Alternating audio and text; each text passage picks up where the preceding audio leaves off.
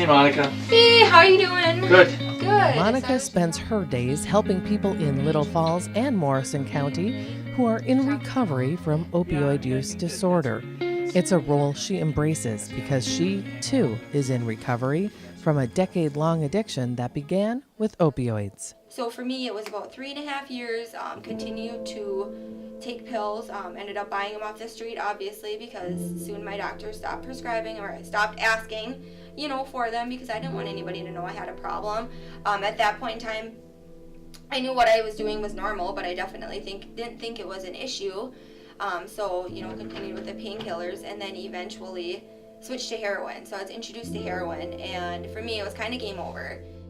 Monica moved back home with her parents. She didn't have a job and was stealing from them to buy heroin. When her parents confronted her, she admitted she had a problem, asked for help, and her mom called all over the state to find a treatment facility that could take her immediately.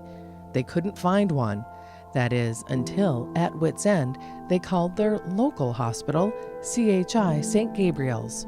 To be 25, move in with my parents, and to know that my future, if I continue to do what I'm doing now, is either death or jail, prison. I'm never going to be successful or have a family if I continue doing what I'm doing. Monica became an early participant of the CHI St. Gabriel's community-led, whole-person-centered prevention and treatment program. The focus is on reducing opioid prescriptions, tapering patients off controlled substances, and providing medication-assisted treatment. The Minnesota legislature in 2017 provided funds to expand the opioid prevention pilot projects to 8 other communities in greater Minnesota.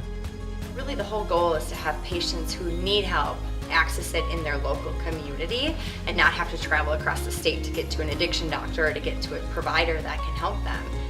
Prior to this particular program, there was just a couple of people doing medical assisted treatment rurally in the whole state. And so to now have 21 just in these communities, and hopefully with another 20 communities, maybe another 50 or 60 out in northern Minnesota and southern Minnesota and western Minnesota, I think that treatment for this and the access is going to make an enormous difference. We started on this because of the resiliency we needed in healthcare workers, and what we're finding is what we need is resiliency in our community, and we need to work together and kind of find that humanity and that joy again.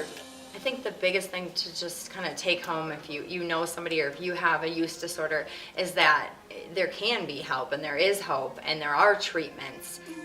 And for Monica, treatment not only saved her life, it was the foundation needed to rebuild it.